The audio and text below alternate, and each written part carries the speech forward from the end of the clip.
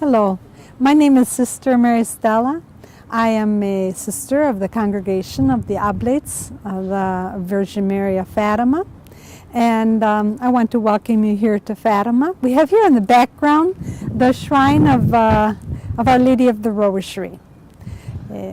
I would like to share with you some of my insights on this wonderful place that I've been called to live. I've been called to live here 10 years now. And I'm most thankful for this wonderful opportunity, and I find great joy in sharing the insights that the Lord has given me over the years in regards to this message, which is for us and for our times. One of the things that many people ask us when they come here to Fatima is to explain the secret of Fatima. Sometimes they ask about the 3 secrets, but actually it is one secret which was revealed to the 3 shepherd children in July of 1917. And I'm just going to give a brief summary of these, of the contents of the secret. And it can be divided actually into 3 parts. In the first part, we could talk about, they would refer to as chastisements due to sin. But today we wouldn't call that chastisements. It's a word that doesn't sound very good in today's society.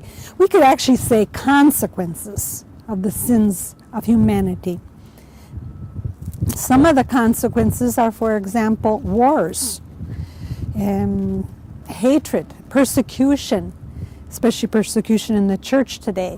There's also the fact that Russia would expand her errors in all the parts of the world. This is an atheistic mentality that we can see wisely spread in today's society. Many people do not believe anymore in the existence of God. They live as if God does not exist. Even those who proclaim themselves to be believers go on living. They only call on God in great needs, but they don't think of Him as being a part of their everyday lives.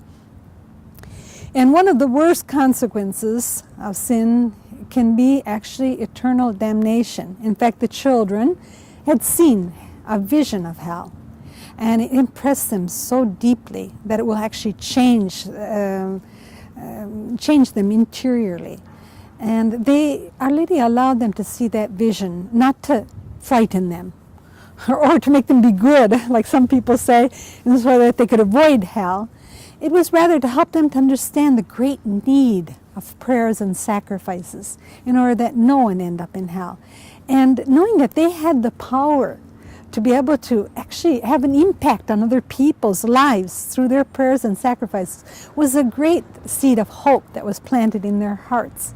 And this part of the secret, or we say the whole secret itself, was taken to the tomb of Francis and Jacinta, never revealed what they had seen or heard or experienced in that revelation. So it was meant for them, to help them to understand how they were to live their lives. The second part of the secret is, we could say, remedies, in order that people don't end up in hell, that there not be persecution, or that Russia be converted.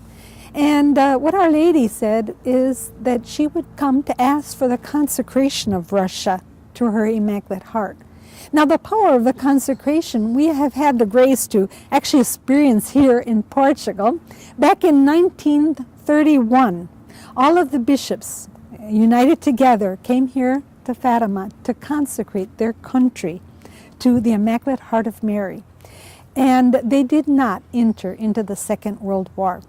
It was a clear sign that Our Lady had offered her special protection to this country, and also a sign for other nations of what could have come about for them if they too had entrusted themselves to Our Lady's protection, guidance, and care. In the second part of the secret, it was also mentioned the devotion of the first 5 Saturdays of the month. That's a very powerful means to draw peace down upon the world. But it's also a walk in the way of personal conversion. In fact, in this request to make the first Saturdays of the month, there's the request to pray the Rosary, to make a monthly confession, to receive communion, to spend time in the company of Our Lady, meditating on the mysteries of the Rosary. As the promise that is tied with this devotion is that Our Lady, at the moment of the death of the people who make this devotion, she would be present and she would give them all the graces necessary for their eternal salvation. So here we see also the power of the prayer of the Rosary. In fact, Our Lady in all 6 apparitions will repeat this request to pray the daily Rosary, to have peace in the world. Now those who pray the daily Rosary experience peace, first of all, in their hearts. It gives them strength to face their daily difficulties, and a serenity that they expand on those who are around them. And as a consequence also, they bring this peace into the world. The third part of the secret, that was revealed actually in the year 2000. Sister Lucia had written the third part of the secret. She was requested to do so by the Bishop of Leiria back in 1943. And she will actually give him an envelope, a sealed envelope, with the third part of the secret written by her, she herself, and in January of 1944. And she wrote on the outside of the envelope not to open it till 1960. She explained later that that was because due to the fact that she thought by that time she would not be around anymore. She probably didn't realize how much work she still had to do to make the devotion of the Immaculate Heart of Mary known. And anyway, this the bishop, the local bishop, gave this envelope to the Vatican in 1957.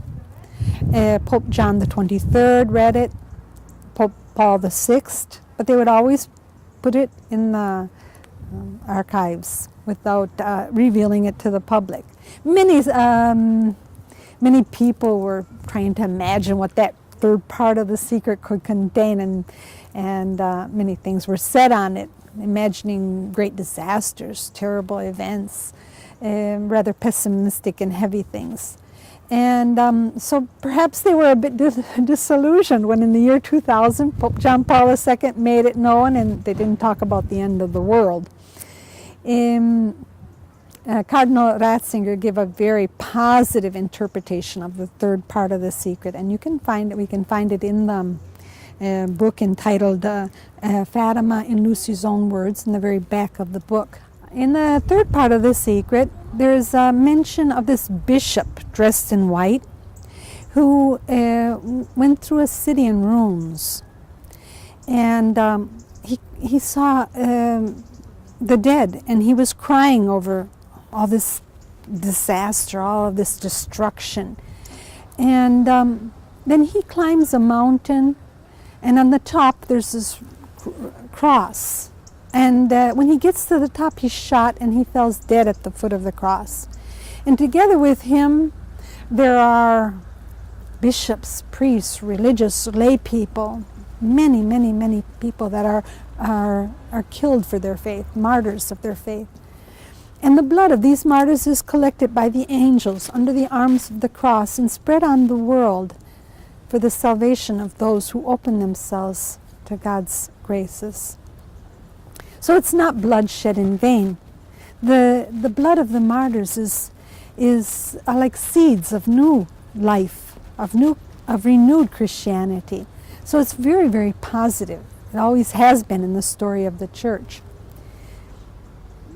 One particular, which I do not want to forget, and I think it's very important to underline, actually this vision of the third part of the secret began with the children seeing an angel with a sword of fire in his hands, and a sword that was going to hit the earth.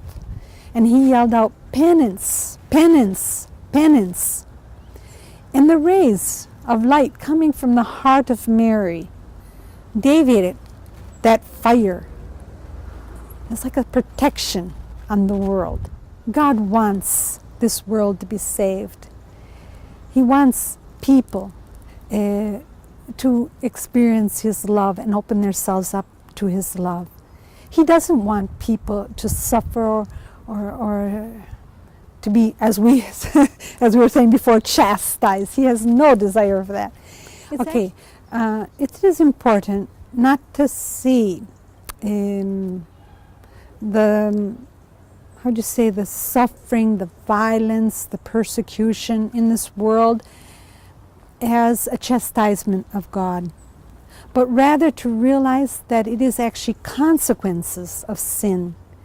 Evil draws down evil. Love draws down love. So it's a question, here in this message there's this call to conversion, to radically change our lives, and to live in love, in brotherly love, in our relationship with God. And this is the best remedy against the evils of the world today. Today, many complain about the situation of the world, and they limit themselves to doing so. Instead, when we see evil around us, it is a call to live better, to counterbalance evil with goodness. Sometimes, perhaps, people have the impression that they denounce the evils, that they're doing something about it, but it doesn't change reality. Instead, in the moment in which we can see in that a call to greater sanctity, to a more fervent life, then we can actually change life's events. In fact, Cardinal Ratzinger, when he commented this third part of the secret, he said, you see, faith and prayers are stronger than the weapons of the enemies.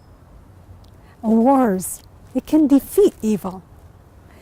And we need to believe in the power of prayers and the power of our lives lived in an authentic Christian way, to have an impact, a positive impact on this world today.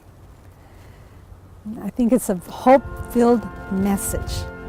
And I truly hope that all can experience in this message hope.